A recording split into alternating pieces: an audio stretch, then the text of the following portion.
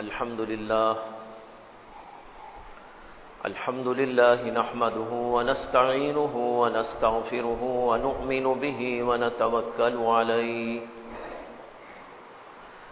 ونعوذ بالله من شرور أنفسنا ومن سيئات أعمالنا من يهده الله فلا مضل له ومن يضلله فلا هادي له ونشهد أن لا إله إلا الله وحده لا شريك له ونشهد أن سيدنا ومولانا محمدا عبده ورسوله صلى الله عليه وعلى آله وأصحابه وأزواجه وذرياته وسلم تسليما كثيرا كثيرا. أما بعد فأعوذ بالله من الشيطان الرجيم. بسم الله الرحمن الرحيم. وقال الذين كفروا لرسلهم لنخرجنكم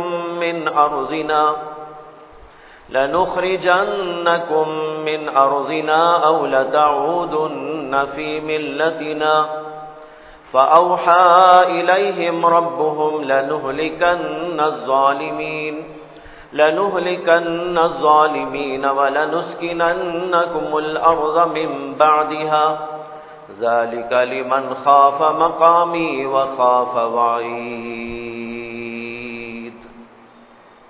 صدق اللہ العظیم. محترم حضرات، بھائیو، بزرگوں، دوستو،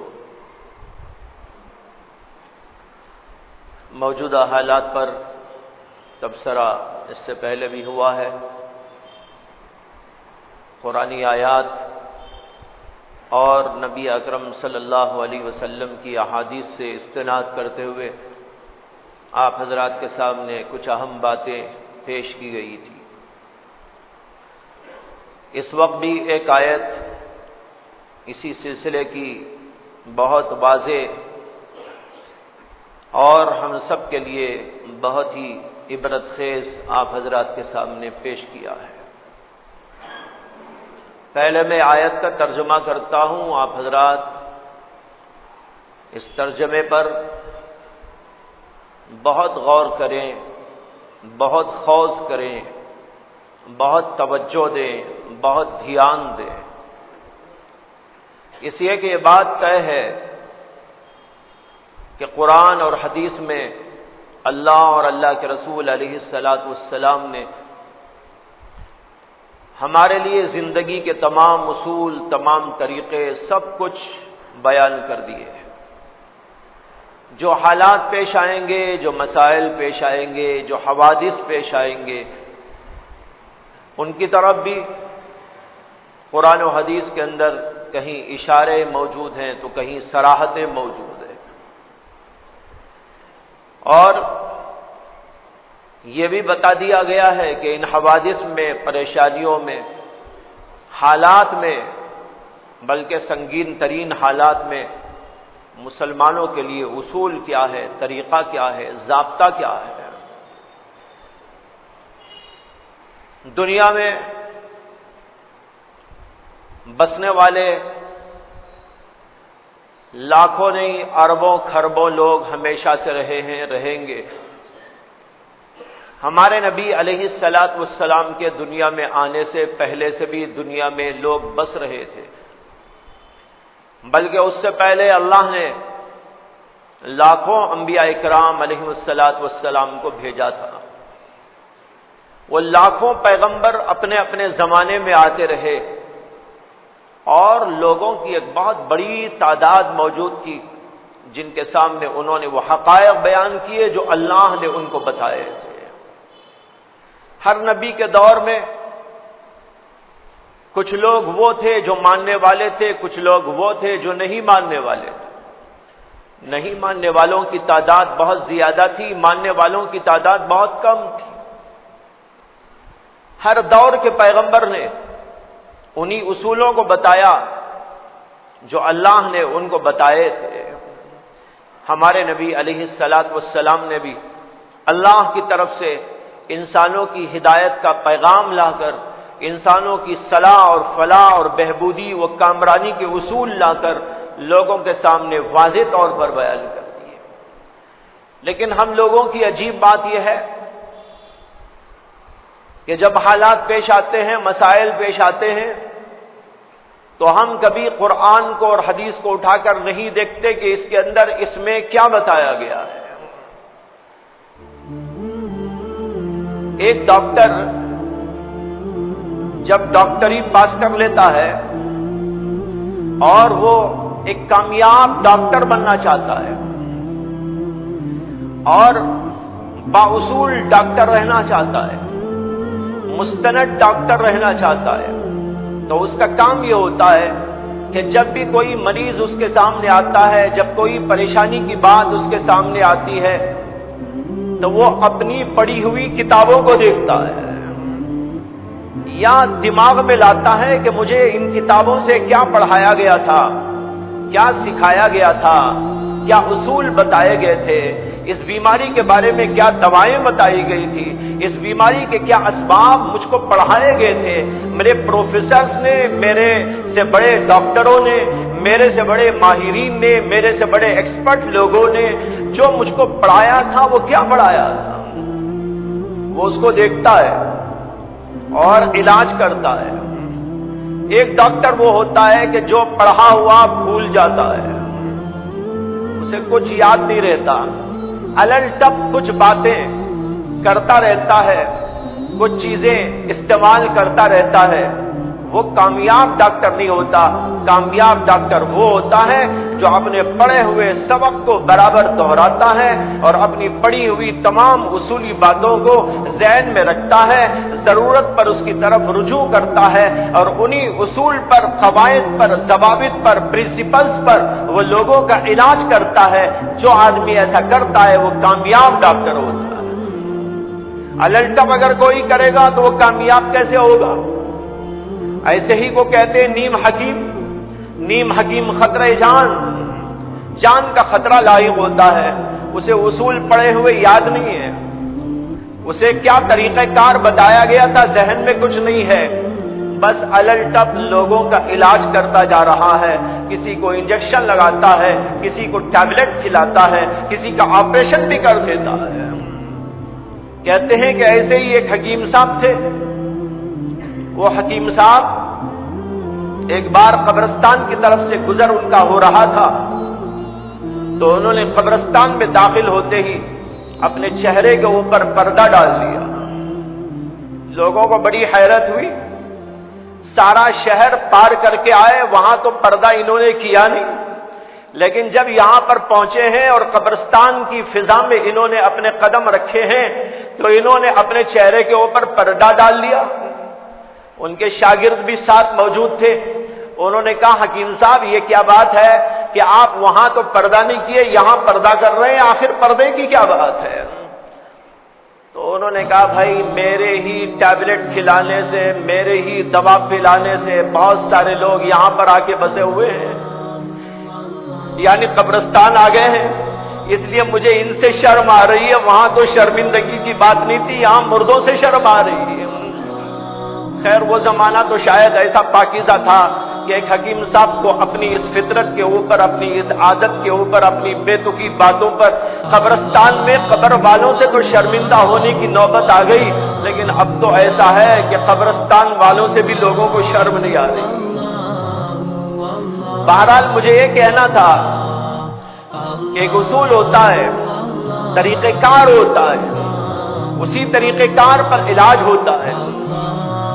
حضرات انبیاء کرام علیہم السلام جو دنیا میں تشریف لائے، وہ دنیا کے بیماروں کا علاج کرنے کے لیے آئے تھے، لیکن ان کا علاج ہماری روحوں کے لیے تھا، ہمارے جسموں سے ان کا تعلق نہیں تھا۔ جسمانی علاج ڈاکٹر کرتے ہیں، جسمانی علاج یہ حکیم لوگ کرتے ہیں، اور حضرات انبیاء کرام علیہ السلام جو دنیا میں تشریف لائے وہ ہماری روحوں کا علاج کرنے کے لیے تشریف لائے۔ ہر دور میں پیغمبر آئے اور انہوں نے اللہ کی طرف سے ایک اصول، طریقہ کار زندگی کو چلانے کے لیے، زندگی کو بہترین گزارنے کے لیے، زندگی کے اندر نکھار پیدا کرنے کے لیے، زندگی کو اللہ والی بنانے کے لیے اور پریشانیوں کو ختم کرنے کے لیے اور سکون اور راحت اور اطمینان حاصل کرنے کے لیے ایک اصول و ضابطہ اللہ کی طرف سے لایا اور دنیا والوں کو دیا۔ آخر میں ہمارے نبی محمد عربی صلی اللہ علیہ وسلم تشریف لائے۔ جب آپ دنیا میں تشریف لائے تھے تو وہ دور کیسا دور تھا؟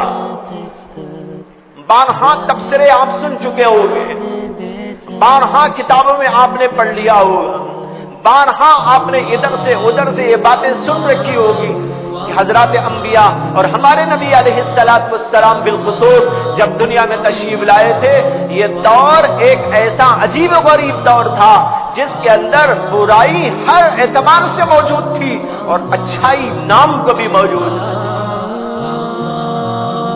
کون سی برائی جو وہاں موجود تھی اور کون سی اچھائی تھی جو وہاں موجود تھی؟ اچھائی نام کو نہ تھی، برائی کا دورہ تھا، قتل وہاں پر موجود، غارت گری وہاں پر موجود، راستوں میں اطمینان موجود نہیں، کوئی آدمی راستے میں چل نہیں سکتا تھا۔ حدیث میں آتا ہے کہ اللہ کے نبی علیہ السلام کی خدمت اقدس میں ایک بار ایک وفد آیا، وہ وفد تھا قبیلے عبد القیس کا، ایک بہت بڑا قبیلہ تھا، اس قبیلے کا نام ہے قبیلے عبد القیس، اس کی کئی شاخیں تھیں، اسی کا ایک وفد اللہ کے نبی علیہ السلام کی خدمت اقدس میں حاضر ہوا اور اس نے حاضر ہو کر جو کہا صرف وہی جملہ آپ کو میں سنانا چاہتا ہوں۔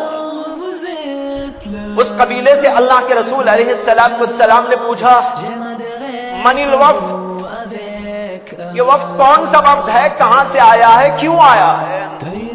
انہوں نے کہا یا رسول اللہ ہم عبد القیس قبیلے کے لوگ ہیں، ہم آپ کی خدمت میں آنا چاہتے ہیں لیکن ہمیں موقع اس لیے نہیں ملتا کہ ہمارا اور آپ کا جو درمیانی راستہ ہے یہ راستہ ہمیشہ اس صورتحال سے گزرتا رہتا ہے کہ قتل و غارت گری چلتی رہتی، اس لیے ہم وہ راستہ پار کر کے آپ کی خدمت میں آنے سے معذور، لیکن اب ذرا سی جنگیں ختم ہو گئی، اس لیے کہ عرب کے لوگ 4 مہینوں میں جنگ نہیں کرتے تھے، یہ اللہ کا حکم بھی تھا، اللہ کا حکم ہے کہ 4 مہینے جن کو اشہر حرم کہا جاتا ہے، ان 4 مہینوں کے اندر زمانے جاہلیت کے لوگ بھی جنگ بندی کر دیتے تھے۔ تو انہوں نے کہا یا رسول اللہ ہم آپ کی خدمت میں اس لیے اب آئے کہ اب جنگ بندی ہو گئی ہے، اس لیے ہم آئے آپ کی خدمت میں، لہذا ہم آپ سے سوال کرنا چاہتے ہیں کہ آپ ہمیں کچھ ایسی ہدایات دے دیجئے کہ ہم کیا کریں اور کیا نہ کریں تاکہ ہم اپنے بعد اپنے قبیلے کے لوگوں کو جا کر یہ بات بتائیں اور ان لوگوں کو اس کی تربیت دیا کریں۔ اس سے مجھے بتانا یہ ہے کہ اس دور کا اندازہ آپ کریں کہ چلنا مشکل تھا، پھرنا مشکل تھا، جگہ جگہ قتل و غارت گری عام تھی، کوئی آدمی گھر سے نکلے اور چلے جائے ایسا نہیں ہوتا تھا، اسے بہت کچھ سوچنا پڑتا تھا، بہت کچھ سمجھنا پڑتا تھا اور اپنے لیے ہتھیار کا انتظام کرنا پڑتا تھا، اپنے لیے پروٹیکشن کا سامان پیدا کرنا پڑتا تھا۔ جب تک یہ سب کچھ نہ کر لیتا تو کوئی آدمی اپنے گھر کے باہر نہیں نکل سکتا تھا، یہ صورتحال۔ لیکن ہمارے نبی علیہ السلام نے ایسے دور میں پیدا ہو کر، ایسے دور میں اللہ کا حکم لے کر ہم کو اور آپ کو کچھ ہدایات دی، کچھ پیغامات دیے، کچھ اصول بتائے، کچھ ضابطے سکھائے، اور وہ سب کچھ سکھا کر اللہ کے رسول علیہ السلام نے ایک عجیب و غریب اور حیرت انگیز بات ارشاد فرمائی تھی۔ اس دور میں جس کا ابھی نقشہ میں نے آپ کے سامنے بیان کیا، اللہ کے نبی علیہ السلام نے فرمایا کہ ایسا دور آنے والا ہے کہ اس دور میں ایک عورت تنے تنہا اپنے علاقے سے چلے گی اور دوسرے علاقے کو جائے گی اور اسے کوئی چھیڑنے والا نہ ہو۔ یہ کن تعلیمات کا نتیجہ تھا؟ یہ کن اصولوں کا نتیجہ تھا؟ یہ وہی اصول تھے، وہی طریقے تھے، وہی ہدایات تھی، وہی پیغامات تھے جو محمد عربی صلی اللہ علیہ وسلم نے اور آپ سے پہلے بے شمار پیغمبروں نے اللہ کی طرف سے لے کر دنیا والوں کو عطا فرمایا۔ بھائیو، آج ہم یہ پیغام اور انسانوں کے لیے، انسانوں کی روحوں کے لیے جو اللہ کے نبی علیہ السلام نے اللہ کی طرف سے لے کر ہدایات و پیغامات دی ہیں، ان چیزوں کو ہم نے اٹھا کر دیکھنا چھوڑ دیا ہے۔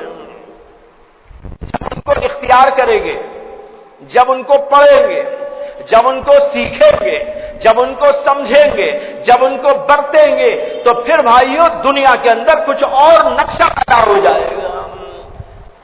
بہرحال یہ بات ہمارے ذہنوں میں رہنا ہے کہ پیغمبر جو آتے ہیں وہ ہمارے جسموں کے لیے نہیں، ہماری روحوں کے لیے آتے ہیں۔ ہماری سے مراد تمام دنیا کے انسانوں کی، تمام دنیا کے انسانوں کی بھلائی کے لیے، وہ صرف مسلمانوں کی بھلائی کے لیے نہیں آتے۔ مسلمانوں کی بھلائی اس لیے ہو جاتی ہے کہ مسلمان ان کی بات کو مانتا ہے، مسلمان ان کے اصول پر چلتا ہے، لیکن وہ پیغام جو لاتے ہیں وہ پوری دنیا انسانیت کے لیے لے کر آتے ہیں۔ کوئی بھی ہو، کہیں کا بھی ہو، کسی رنگ کا ہو، کسی نسل کا ہو، کسی علاقے کا ہو، کسی جائے خاندان کا ہو، لیکن اللہ کے پیغمبر ایک اصول و طریقہ لاتے ہیں ساری دنیا کو دے دے گی۔ جب دنیا والے اس پیغام کو لیتے اور ایک کثیر تعداد اس کے اوپر جم جاتی ہے تو پھر دنیا سے آہستہ آہستہ قتل و غارت گری ختم ہو جاتی ہے، بے حیائی ختم ہو جاتی ہے، بدمعاشی ختم ہو جاتی ہے، غنڈہ گردی ختم ہو جاتی ہے، وہاں پر نیکی کا دورہ ہونے لگتا ہے، وہاں پر ہمدردیاں جنم پا لیتی ہیں، وہاں پر لوگوں کے درمیان میں اتحاد اور اتفاق پیدا ہو جاتا ہے، اور پھر لوگ دیکھتے ہیں کہ عجیب و غریب منظر اب پیدا ہو گیا، وہ منظر پہلے کبھی نہ تھا۔ کیا منظر تھا پہلے؟ قرآن کی ایک آیت عرض ہے، اللہ تعالیٰ ایک جگہ پر کہتے ہیں وَاعْتَصِمُوا بِحَبْلِ اللَّهِ جَمِيعًا وَلَا تَفَرَّقُوا۔ خطاب مسلمانوں سے ہے، یا ایھا الذین آمنوا، اے ایمان والو، اتقوا اللہ حق تقاتہ، اللہ سے ایسا ڈرو جیسے کہ ڈرنے کا حق ہے۔ اس کے بعد میں کہتے ہیں وَلَا تَمُوتُنَّ إِلَّا وَأَنْتُمْ مُسْلِمُونَ، اور تم نہ مرو مگر اسلام کی حالت میں۔ علماء نے اس کا مطلب بتایا ہے کہ نہ مرو مگر اسلام کی حالت میں، یعنی اسلام ہی پہ تمہاری موت آئے، لیکن اسلام ہی پہ موت کیسے آئے گی؟ جب آدمی اسلام پر جینا سیکھ لے گا، اسلام پر جیتا رہے گا، اسلام پہ موت آئے گی۔ ذکر والا ذکر کرتے کرتے مرتا ہے، نماز کا شوقین نماز پڑھتے پڑھتے مرتا ہے، اللہ کو یاد کرنے والا اللہ کو یاد کرتے کرتے مرتا ہے، اور بہت سے ایسے ہوتے ہیں جو غیر اللہ پر ذہن اپنا چلاتے ہیں، غیر اللہ میں اپنا دل کھپاتے ہیں، وہ غیر اللہ کی یاد کرتے کرتے مر جاتے ہیں۔ جیسی زندگی ویسی موت، لہذا اللہ کے اس حکم کا مطلب یہ ہے کہ تم اپنے آپ کو ایمان پہ ڈھال لو، اسلام پہ ڈھال لو۔ جب اسلام پر ایمان پر اپنے آپ کو ڈھال لو گے، ظاہری طور پر بھی باطنی طور پر بھی، تو تمہاری موت بھی ایمان ہی پہ آئے گی۔ آگے کہتے ہیں وَاعْتَصِمُوا بِحَبْلِ اللَّهِ جَمِيعًا وَلَا تَفَرَّقُوا، اور اے مسلمانوں اللہ کی رسی کو مضبوطی سے تھام لو۔ اللہ کی رسی کیا ہے؟ وہی جس کا ذکر اوپر آیا ہے، ایمان کو تھام لو، اسلام کو تھام لو، اللہ کی باتوں کو تھام لو. بعض لوگوں نے کہا قرآن اس سے مراد ہے, اللہ کے قرآن کو تھام لو. بعض لوگوں نے کہا شریعت مراد ہے, اللہ کی شریعت کو تھام لو. ولا تفرقوا, اور آپس میں اختلاف نہ کرو, آپس کے اندر رنجشیں پیدا نہ کر لو, آپس کے اندر ایک دوسرے سے دوری نہ پیدا کر لو, فرقے بندیاں نہ پیدا کر لو. تمہارے میں اتحاد ہونا چاہیے, تمہارے میں پیار و محبت ہونا چاہیے. ایک طرف تم اللہ کو راضی کرو تو دوسری طرف مخلوق سے تمہارا رشتہ صحیح طور پر قائم ہو. غور کرتے جائیں کہ ہم اس پر کہاں تک عمل کر رہے ہیں. پہلے حکم پر کہاں تک عمل ہے, دوسرے حکم پر کہاں تک عمل ہے. پہلا حکم یہ ہے کہ تم اللہ کی رسی کو مضبوطی سے تھام لو, لیکن اللہ کی رسی کو اب تک ہم نے تھاما ہی نہیں. اللہ کی رسی کو یعنی قرآن کو, حدیث پاک کو, دین اسلام کو, اس کے اصول و ضوابط کو, اس کے بتائے ہوئے طریقوں کو مضبوطی کے ساتھ میں تھام لو. یہ مضبوطی ترجمہ ہے واعتصموا کا. یوں ہی تھامنا نہیں ہے, مضبوطی سے تھامنا. ایک ہوتا ہے تھامنا, ایک ہوتا ہے مضبوطی سے تھامنا. ایک آدمی یوں پکڑ کے چل رہا ہے, ذرا سا یوں ہوا تو چھوٹ گیا دامن. لیکن ایک ہوتا ہے مضبوطی سے تھامنا, ایسا تھامنا کہ بیچ میں کوئی بھی چیز اور آنے کی کوشش کرے اور اس کے دامن کو چھڑانے کی کوشش کرے تو کبھی اس کا دامن چھوٹنے نہ پائے. زلزلے آ جائیں, حالات بگڑ جائیں, مسائل پیدا ہو جائے, عجیب و غریب حالات پیش آ جائے, حوادث پر حوادث پیش آ جائے اور مختلف قسم کی مصیبتیں آ جائے, لیکن وہ اللہ کا بندہ اللہ کے دین کو, اللہ کی شریعت کو اس طرح مضبوط پکڑ لے کہ کبھی وہ چھوٹنے نہ پائے. اس کو کہتے ہیں واعتصموا بحبل اللہ جمیعا ولا تفرقوا. دوسری بات اللہ نے فرمائی, آپس میں افتراق نہ کرو, آپس میں لڑائی جھگڑے نہ کرو, دلوں کو ملانے کی کوشش کرو. کسی سے لغزشیں ہو جائے معاف کر دو, کسی سے کچھ گڑبڑ ہو جائے اس کو چھیڑخانی نہ کرو, معاف کرتے ہوئے دلوں کو جوڑنے کی کوشش کرو. آخر سب کے سب تم خطا کار ہی ہو. اگر تمہارے کسی بھائی سے تم کو تکلیف پہنچی ہے تو ہو سکتا ہے کہ تم سے بھی کسی اس بھائی کو تکلیف پہنچی ہو. جیسے تم نے یہاں پر غلطی کر دی, کسی تمہارے بھائی سے غلطی ہو گئی, معاف کر دو. لیکن افتراق نہ کرو, حسد نہ رکھو, بغض نہ پیدا کر لو, دلوں میں کینہ نہ جماؤ. یہ ہے لا تفرقوا کا مطلب. اللہ کہتے ہیں آپس میں افتراق یعنی جدائی نہیں ہونی چاہیے, تمہارے میں اتحاد ہونا چاہیے. اتحاد کب پیدا ہوتا ہے؟ ظاہر کے ملنے سے نہیں, باطن کے ملنے سے پیدا ہوتا ہے, دلوں کے ملنے سے پیدا ہوتا ہے. ہم ہاتھ تو ملاتے ہیں لیکن کبھی دل نہیں ملتا. بہت سارے لوگ مسافے پر مسافہہ کرتے ہیں, معانقے پر معانقہ کرتے ہیں. عید برات آ جاتی ہے, مسافوں کا ایک سلسلہ چلتا ہے, معانقوں کا گلے ملنے کا ایک سلسلہ چلتا ہے. ارے گلے نہیں, دلوں کو ملاؤ. ابھی تو گلا ملا ہے تمہارا, لیکن دل تو بہت اندر ہے. دل ملنا چاہیے. اور دل کب ملتا ہے؟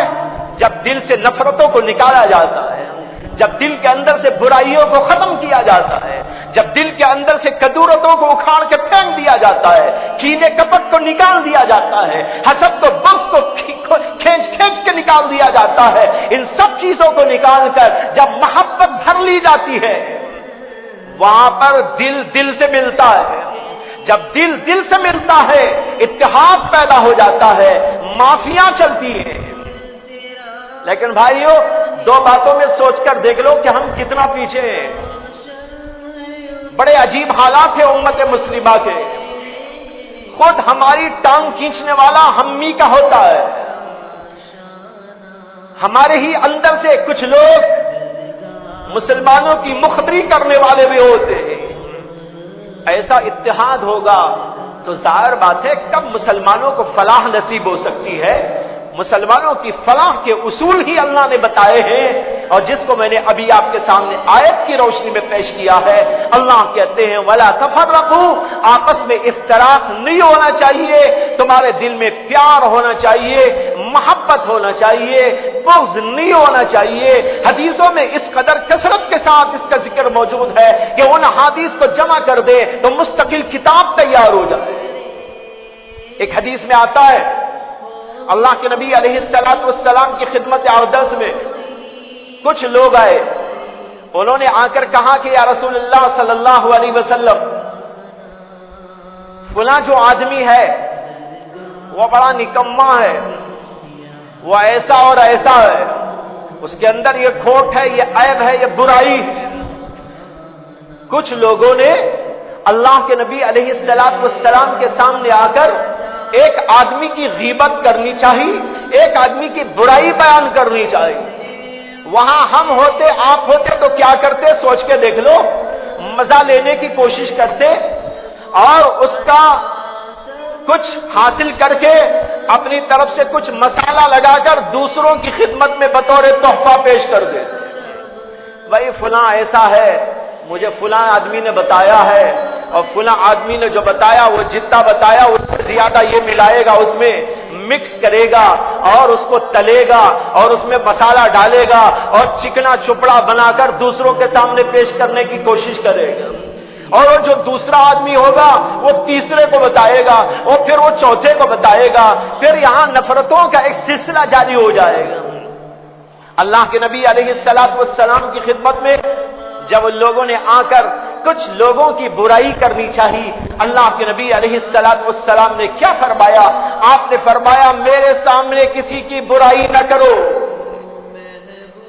मैं अल्लाह के सामने इस तरह जाना चाहता हूं कि मेरे दिल में किसी मुसलमान की तरफ से कोई कीना और कोई बुराई न रहे। यह हदीस पाक का मफहूम अर्ज कर रहा हूं। अल्लाह के नबी कहते हैं मैं अल्लाह के दरबार में इस तरह जाना चाहता हूं कि मेरे दिल में किसी मुसलमान की बुराई ना हो। लेकिन अब तो हम बुराइयों को पालते हैं, बुराइयों को फॉरवर्ड करते हैं, बुराइयों को फैलाने की कोशिश करते हैं, लोगों के दरमियान में चर्चा करते हैं। ये आज हमारा वसीला और तरीका है।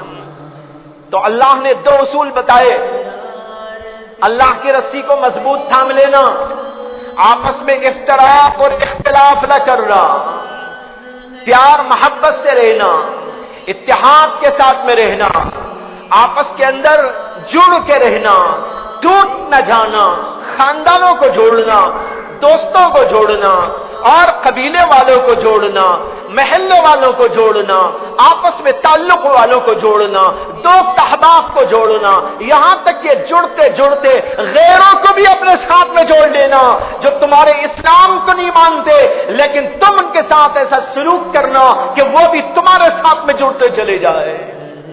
हदीस में आता है और कुरान करीम के अंदर इशारा मौजूद है, अल्लाह ताला ने एक जगह पर किन किन लोगों को ज़कात दे सकते हैं उसका तज़किरा किया। किन किन लोगों को ज़कात देना जायज है अल्लाह ने उसका जिक्र फरमाया और 8 मसरफ बयान किए। इन्नमस सदक़ातु लिल-फ़ुक़राई वल-मसाकीन वल-आमिलीन अलैहा वल-मुअल्लफ़ति क़ुलूबुहुम व फ़िर-रिक़ाब वल-ग़ारिमीन व फ़ी सबीलिल्लाहि व इब्नि सबील। 8 मसरफ अल्लाह ने बयान किए। इन 8 किस्म के लोगों को ज़कात का माल दे सकते हो। उन 8 में से एक लफ्ज अभी मैंने पढ़ा कुरान की आयत में, वल-मुअल्लफ़ति क़ुलूबुहुम। ये जरा समझिएगा, मौजूदा हालात में बहुत समझने की जरूरत है इस जुमले को। हालात का तकाजा है, गौर करें इस मसले पर। कहते हैं वल मुअल्लफ़ति क़ुलूबुहुम, ज़कात इन लोगों को देना है और उनमें से एक वो लोग हैं जिनके दिलों में मोहब्बत पैदा करना चाहते हैं। ये तर्जुमा जरा आसान करके बता रहा हूं ताकि हर आदमी के ज़हन में घुस जाए, हर आदमी समझ जाए। کہتے ہیں والمؤلفۃ قلوبہم، جن لوگوں کے دلوں میں اسلام کی محبت یا مسلمانوں کی محبت کو ڈالنا ہے، ایسے لوگوں کو بھی زکوٰۃ دے سکتے ہو اگرچہ کہ وہ مسلمان نہیں ہے۔ یہ جملہ ہے، اس میں بتایا ہے، اور اچھا جتنے اور مصارف ہیں نا اس کے اندر تو علماء نے شرط بیان کی ہے کہ اس کا مسلمان ہونا ضروری ہے۔ انما الصدقات للفقراء، فقیروں کو زکوٰۃ دینا چاہیے، والمساکین، مسکینوں کو دینا چاہیے، اس کے علاوہ اور بھی ہیں، والغارمین، اور جن لوگوں کے اوپر قرض چڑھا ہوا ہے ان لوگوں کو بھی زکوٰۃ دے سکتے ہو، وفی سبیل اللہ، اور اللہ کے راستے میں جو جہاد کرنے جاتے ہیں ان کو دے سکتے ہو، وابن السبیل، اور جو راستہ میں مسافر ہوتا ہے اس کو بھی دے سکتے ہو۔ انہی کے درمیان ایک یہ ہے والمؤلفۃ قلوبہم، ساتھ اور جو بتائے ان میں تو ان سب کا مسلمان ہونا شرط ہے۔ اگر آپ کسی غیر مسلم کو صدقہ دیتے ہیں، فقیر کو، زکوٰۃ ادا نہیں ہوتی۔ اگر وہ مسکین ہے آپ اس کو دیتے ہیں لیکن وہ مسلمان نہیں ہے، زکوٰۃ ادا نہیں ہوتی۔ ہاں زکوٰۃ کو چھوڑ کر نفلی صدقہ آپ سب کو دے سکتے ہیں، نفلی صدقے میں شرط نہیں ہے، نفلی صدقہ تو آپ کسی کو بھی دو، بلکہ دینا چاہیے، اس لیے کہ وہ اسلام کے اس لیے کہ وہ انسانیت کے ناطے ہمارے بھائی، جب وہ ہمارے بھائی تو وہ ہندو ہو، کرسچن ہو، یہودی ہو، جین ہو یا اور کسی مذہب کا ہو، لیکن اگر وہ غریب ہے، وہ مسکین ہے، آپ اس کو دے سکتے ہیں، اور اگر آپ بغیر مسکین اور فقیر ہونے کے تحفہ بھی اس کو دینا چاہتے ہو، تحفہ بھی اس کو دے سکتے ہیں، وہ بھی آپ کے لیے منع نہیں۔ لیکن جہاں تک زکوٰۃ کا مسئلہ ہے یہ نازک مسئلہ ہے، اس میں اللہ نے شرط لگائی ہے، اللہ کے رسول نے بتایا ہے وہ مسلمان ہونا چاہیے، لیکن ایک طبقہ ایسا ہے اس کے اندر جس کے بارے میں کہا جاتا ہے اس کا مسلمان ہونا نہیں، وہ تو غیر مسلم ہوتا ہے، لیکن اس کے باوجود ان کے دلوں کے اندر نرمی، ان کے دلوں کے اندر محبت، ان کے دلوں کے اندر آپس ہمارے سے جو ہے ایک تعلق پیدا کرنے کے لیے ان کو بھی زکوٰۃ دینے کی اجازت ہے۔ یہ ہے مؤلفۃ القلوب کا مطلب، جو غیر مسلم لوگ، لیکن ہم ان سے اچھا برتاؤ کریں، ہم ان سے پیار و محبت کا سلوک کریں، اگر ہمارے پاس دوسرے مال سے دینے کے لیے ان کو نہ ہو، زکوٰۃ ہی میں سے ان کو دے دے، اللہ کہتے ہیں زکوٰۃ بھی ان کو دی جا سکتی۔ لیکن جب حضرت عمر بن خطاب رضی اللہ تعالیٰ عنہ کا دور آیا تو حضرت عمر بن خطاب رضی اللہ تعالیٰ عنہ نے اپنے دور کے اندر فرمایا کہ اب غیر مسلم لوگوں کو تالیف قلب کے لیے، محبت پیدا کرنے کے لیے اب زکوٰۃ نہیں دینا چاہیے۔ کیوں؟ اس لیے کہ ماشاءاللہ اسلام کو قوت حاصل ہو گئی، اب کوئی ضرورت نہیں ہے اس کی، اس لیے انہوں نے کہا کہ اب اس کو نہ دیا جائے۔ لیکن علماء نے وضاحت کی ہے کہ اگر کسی دور میں حالات کا تقاضا ہو، اس لیے کہ حضرت عمر کسی اللہ کے حکم کو منسوخ تو نہیں کر سکتے، اللہ کا حکم ہے، حضرت عمر بھی منسوخ نہیں کر سکتے، حضرت ابو بکر بھی اس کو منسوخ نہیں کر سکتے، اگر منسوخ ہونا تو وہ اللہ ہی کی طرف سے ہونا اور وہ اللہ کے رسول ہی کا بتانا ضروری ہے، حضرت عمر تو اس کو منسوخ نہیں کر سکتے، اس لیے وہ حکم آج بھی موجود ہے، لیکن اس وقت میں تقاضا یہ تھا کہ اب اس کی ضرورت باقی نہ رہی تھی، حضرت عمر نے کہا کہ اب دینے کی ضرورت نہیں۔ لیکن بھائیو، کسی علاقے کے لیے ضرورت پڑ جائے، کسی زمانے میں ایسی ضرورتیں پڑ جائے کہ آپ ان لوگوں میں محبت پیدا کرنے کے لیے اپنا روپیہ اور پیسہ بھی خرچ کریں اور اپنے اخلاق اور عادات کے ذریعے بھی ہمیشہ ان کو اپنے قریب کرنے کی کوشش کرے، یہ اللہ اور اللہ کے رسول علیہ السلام کے احکام میں موجود ہے۔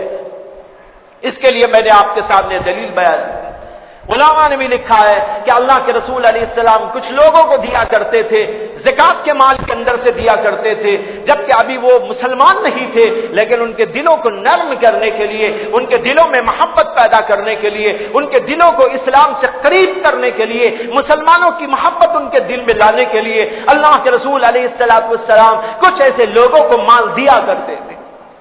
میں عرض یہ کر رہا تھا کہ ہمیں مال کے ذریعے، اپنے اخلاق کے ذریعے، اپنے عادات کے ذریعے، ان سب اعتبار سے پیار و محبت پیدا کرنے کی کوشش کرنا چاہیے۔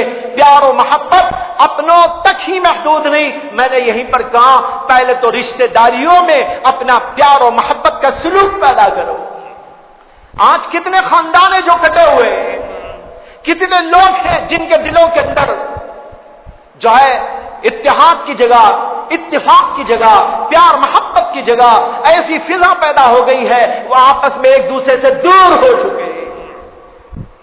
لہذا خاندانوں کو جوڑا جائے، قبیلوں کو جوڑا جائے، دوستوں کو جوڑا جائے، تعلق داروں کو جوڑا جائے اور محلوں کو جوڑا جائے، پھر آپس میں اس سے بھی اوپر اٹھتے ہوئے سب مسلمانوں میں اتحاد اور اتفاق پیدا کیا جائے، اور پھر اس سے بھی آگے چل کر ان لوگوں تک بھی یہ پیغام پہنچایا جائے جو اسلام کے ماننے والے نہیں ہیں، لیکن ان کو انسانیت کا سبق سکھایا جائے، ان کو انسانیت کا حوالہ دیا جائے، ان کو انسانیت کی محبت اور انسانیت کے اقدار سکھائے جائیں اور بتائے جائیں، اسلام کیا سکھاتا ہے وہ ان کے سامنے سکھائے جائے۔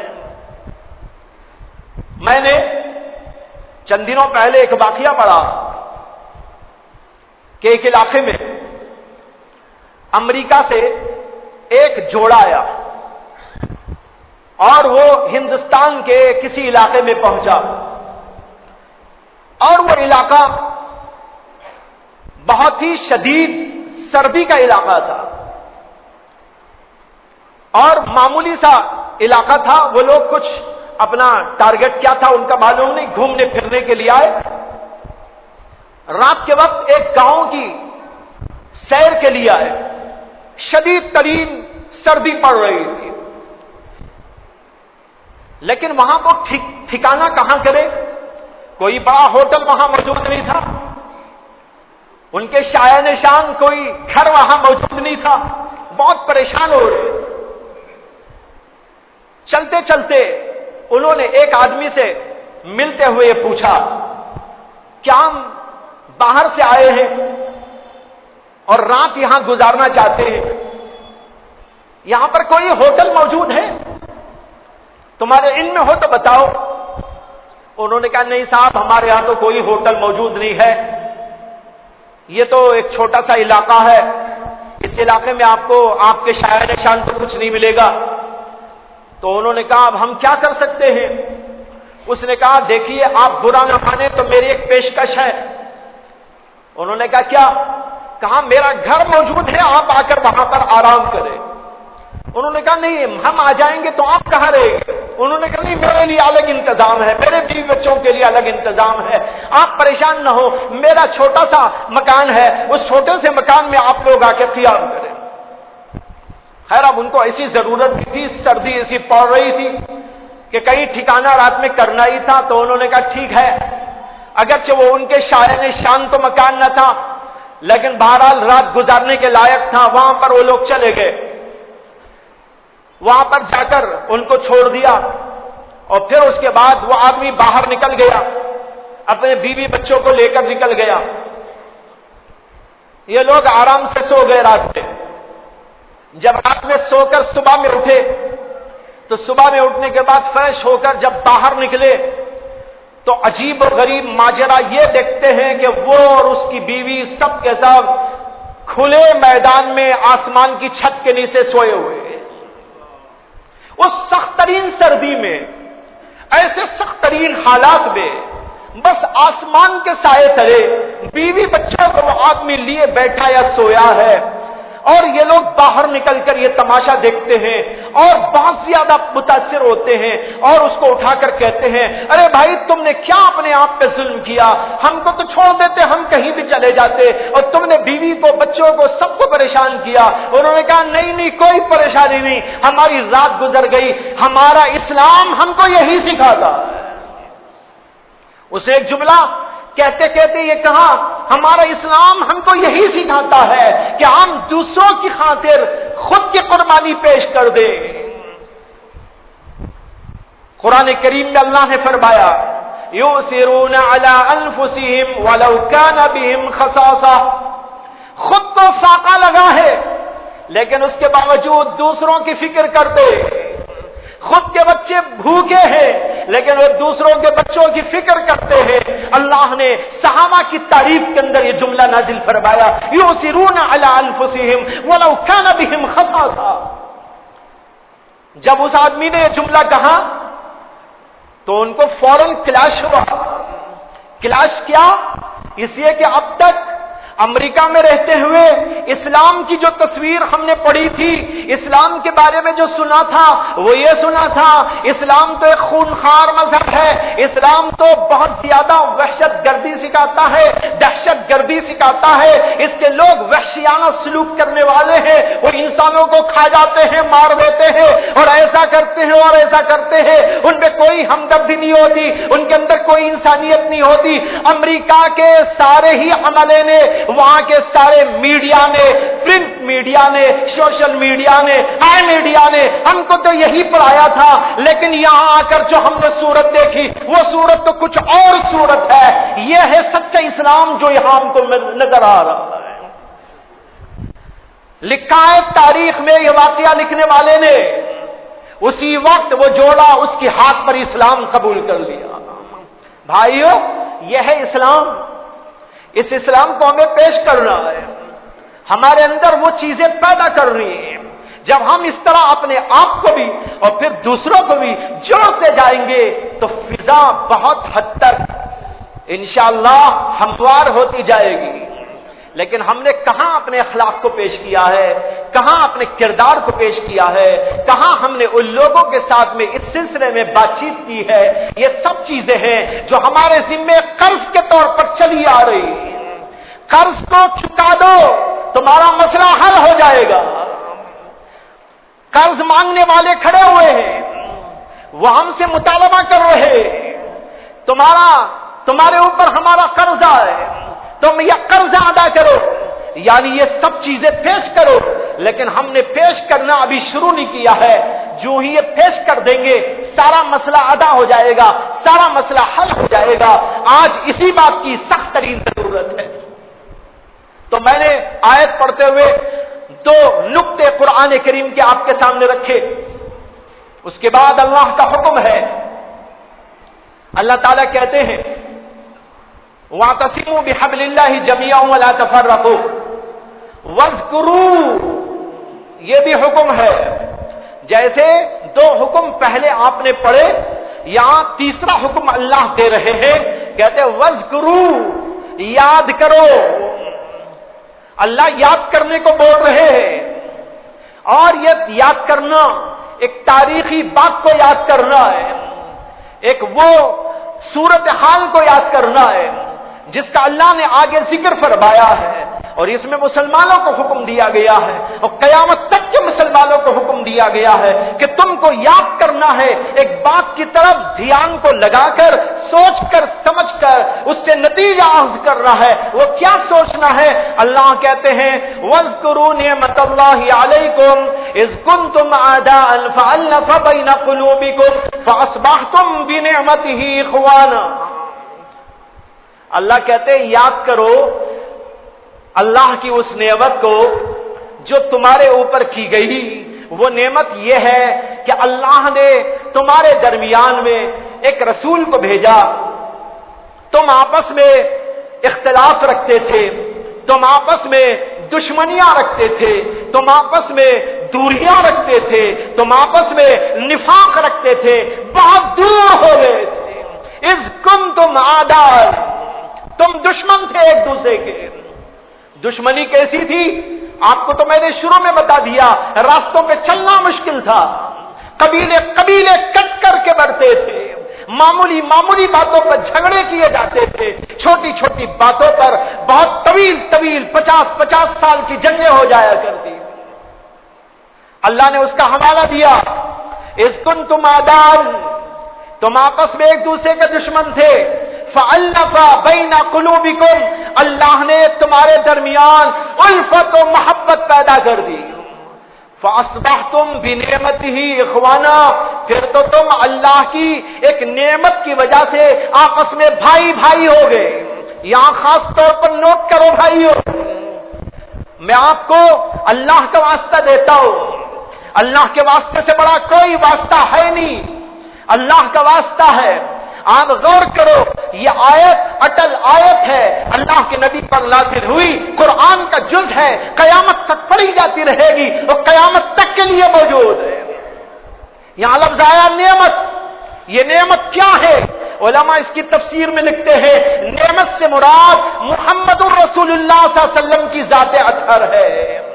اللہ کہتے ہیں فاصبحتم بنعمتہ اخوانا، ہمارے نبی کی وجہ سے تمہاری دشمنیاں ختم ہو کر تم آپس میں بھائی بھائی ہو گئے۔ جب تک اللہ کے نبی نہیں آئے تھے وہ صورت تھی، اور جب اللہ کے نبی آ گئے، اللہ کے نبی کچھ پرنسپلز لے آئے، کچھ اصول لے آئے، کچھ طریقے لے آئے، کچھ تعلیمات لے آئے، کچھ ہدایات لے آئے، کچھ پیغامات لے آئے۔ ان اصول و ہدایات اور ان جو طریقہ کار پیش کیا اللہ کے نبی علیہ السلام نے، جب تم نے اس کو اختیار کیا تو تمہاری دشمنیاں ختم ہو کر تم آپس میں بھائی بھائی بن گئے۔ آج یہی بھائی چارہ پیدا کرنے کی کوشش کر رہا ہے۔ جو صورتحال اس وقت چل رہی ہے پورے ملک کی، اس میں ہمیں ایک طرف جو ظاہری تدبیر کرنا ہے وہ کرنے کی کوشش کرنا چاہیے۔ میں ظاہری کوشش کو، ظاہری تدبیر کو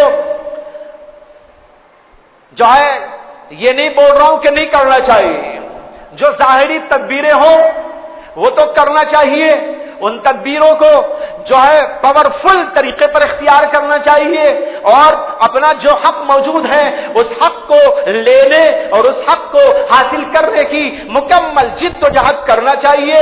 قوانین کے ضابطے کے اعتبار سے جو بھی ہم کو حق اس جمہوری ملک کے اندر دیا گیا ہے، اور جمہوری ملک کے قوانین کے تحت ہم ہر اس چیز کو اختیار کریں جو اس کو روا رکھتا ہے، جائز رکھتا ہے۔ جیسے کہ اب تک مختلف جگہ پر ماشاءاللہ بہت سارے لوگوں نے اس سلسلے میں کارروائیاں کی اور کرتے جا رہے ہیں، لیکن یہ ایک تدبیر ہوگی، لیکن اس پر ہماری زندگی کا مدار نہیں ہے، سارے کا سارا انحصار اس کے اوپر نہیں ہے، بلکہ اس کے بعد وہ ہے جس کی طرف میں اشارے کر رہا ہوں، جس کی طرف آپ کی توجہ دلا رہا ہوں، ان میں سے 1-2-3 باتیں تو یہاں پر آپ کے سامنے آ گئی۔ اور آخری بات جس کو عرض کرنے جا رہا تھا وہ یہ تھا، اللہ کے نبی کی تعلیمات میں وہ اصول ہیں، ضابطے ہیں، طریقے ہیں جو دنیا کے نقشے کو بدل کے رکھ دیتی ہیں۔ جیسے کہ قرآن کی آیت صاف موجود ہے، دشمنیاں تھی، عداوتیں تھی، بغض تھا، سب کچھ موجود تھا، لیکن اللہ کے نبی کی تعلیمات کے نتیجے میں دنیا کا نقشہ کچھ اور ہو گیا۔ اور وہ حدیث بھی شروع میں سنا چکا ہو، اللہ کے نبی نے فرمایا ایسا دور آئے گا کہ ایک عورت تنہا چلے گی اور اپنے علاقے سے چل کر دوسرے ملک کو چلی جائے گی، لیکن اسے کوئی ٹچ کرنے والا اور کوئی چھونے والا تک نہ ہوگا، بڑے امن کے ساتھ میں چلی جائے گی۔ دور ایک وہ تھا، اور ایک دور یہ جو اللہ کے نبی نے بتایا اور دنیا والوں نے اس دور کو دیکھ لیا ہے۔ لیکن آج جب حالات پھر سر اٹھا رہے ہیں، جگہ جگہ ظلم و غارت گری کا بازار گرم ہے، مختلف انداز سے انسانوں کو، مسلمانوں کو اور اللہ والوں کو پریشان کرنے کی کوششیں کی جا رہی ہے، تو ان میں ایک طرف ہم سب لوگوں کو ظاہری تدبیر جو اختیار کرنی چاہیے اس کو مکمل طور پر، پاورفل طور پر اختیار کرنا چاہیے، لیکن اس کے ساتھ اس بات کو کبھی فراموش نہ کریں کہ ہماری زندگی کا سارا انحصار ان چیزوں پر ہے، بلکہ ہمارا انحصار تو ایک دوسری چیز پر ہے، وہ یہ ہے کہ ہماری زندگیاں قرآن و حدیث کے مطابق ہو جائے۔ میں نے شروع میں ایک آیت پڑھی تھی، لیکن اس کے اوپر کچھ اظہار خیال نہیں کر سکا، اس کی تشریح بھی نہیں کر سکا۔ اس وقت صرف ترجمہ کرتا ہو، موقع ملے تو پھر دیکھا جائے گا۔ اللہ تعالیٰ کہتے ہیں وقال الذین کفروا لرسلہم، کافر لوگوں نے اپنے زمانے کے پیغمبروں سے کہا، اس میں جمع کا صیغہ آیا ہے لرسلہم، اپنے رسولوں سے کہا۔ اپنے رسولوں کا مطلب یہ ہے اپنے اپنے زمانے اور اپنے اپنے علاقوں کے رسولوں سے کہا۔ سارے مل کر سارے رسولوں کو نہیں بول رہے تھے، بلکہ اپنے اپنے زمانے کے پیغمبروں کو بول رہے تھے، اپنے اپنے علاقوں کے پیغمبروں کو بول رہے تھے۔ کیا بول رہے تھے؟ اللہ نقل کر رہے ہیں کہ ان لوگوں نے رسولوں کو کیا دھمکی دی اور رسولوں کے ماننے والوں کو کیا دھمکی دی۔ کہتے ہیں ان لوگوں نے کہا لَنُخْرِجَنَّكُمْ مِنْ أَرْضِنَا أَوْ لَتَعُودُنَّ فِي مِلَّتِنَا، ہم تمہیں یہاں سے نکال دیں گے، یعنی تو تم ہمارے مذہب میں داخل ہو جاؤ۔ کون سا نعرہ ہے بھائیو؟ یہ وہی تو ہے جو انڈیا میں بھی لگ رہا ہے، معلوم ہوا پرانا نعرہ ہے، نیا نعرہ نہیں ہے۔ یہ نعرہ بہت پہلے لگانے والوں نے لگا لیا ہے، لیکن اللہ نے کیا اس کا جواب دیا؟ ہم سب کو بتا دینا چاہتے ہیں ہم تمہارا جواب نہیں دیتے، اس لیے کہ ہم نے اپنے آپ کو اللہ کے حوالے کر دیا ہے، اللہ ہمارا جواب دینے والا ہے۔ اس کی مثال ایسی جیسے ایک بچہ ہو، اس کو کسی نے تھپڑ مارا، بچہ تھپڑ کا جواب دے گا یا ابا کو بولے گا؟ اماں کو بولے گا۔ جب ابا کو اماں کو بولنے جائے گا اسے اطمینان ہو جائے گا، اب میرا تو باپ جواب دے گا، مجھے کچھ کرنا نہیں ہے نا۔ بالکل اسی طریقے پر ہم کہتے ہیں اللہ ہمارا جواب دے گا، جیسے کہ اس زمانے کے لوگوں کا جواب بھی اللہ نے دیا۔ اللہ جواب دیتے ہیں اور فرماتے ہیں فَأَوْحَىٰ إِلَيْهِمْ رَبُّهُمْ لَنُهْلِكَنَّ الظَّالِمِينَ وَلَنُسْكِنَنَّكُمُ الْأَرْضَ مِن بَعْدِهَا۔ پیغمبروں پر اللہ نے وحی نازل کی کہ ظالموں کو ہم ٹھکانہ لگائیں گے، ظلم کی حکومت چلا نہیں کرتی، ہاں کفر کی حکومت دنیا میں چلتی ہے۔ اگر کفر کے ساتھ جو ہے سیاست والے، حکومت والے انصاف کو سامنے رکھے، ان کی حکومت چلے گی۔ دنیا میں بہت ایسی حکومتیں چلی ہیں کہ انصاف تھا، عدل و انصاف موجود تھا، کفر بھی موجود تھا۔ اللہ تبارک و تعالیٰ ایسی حکومتوں کو چلاتے ہیں اس لیے کہ کفر جو بھی کرے گا اس کا نتیجہ تو وہ قیامت میں بھگتے گا، لیکن اس کے انصاف کی وجہ سے ساری دنیا کو سکون ملے گا۔ اس لیے اس کے عدل و انصاف کی وجہ سے اللہ اس کی حکومت کو طویل کر دیتے۔ لیکن اگر کوئی مسلمان ہو کر بھی ظلم کی حکومت قائم کرتا ہے، اللہ ظلم کی حکومت کو دنیا میں باقی نہیں رکھتے۔ یہ نقطہ یاد رکھنے کے قابل۔ اللہ نے یہاں پر کہا لَنُخْرِجَنَّكُمْ، انہوں نے کہا تو اللہ نے اس کے جواب میں فرمایا کہ لَنُهْلِكَنَّ الظَّالِمِينَ، ہم ظالموں کو ٹھکانے لگائیں گے، وَلَنُسْكِنَنَّكُمُ الْأَرْضَ مِن بَعْدِهَا، اور اس کے بعد ہم تم کو جو ہے ٹھکانہ دیں گے۔ وہ تم کو کیا نکالیں گے؟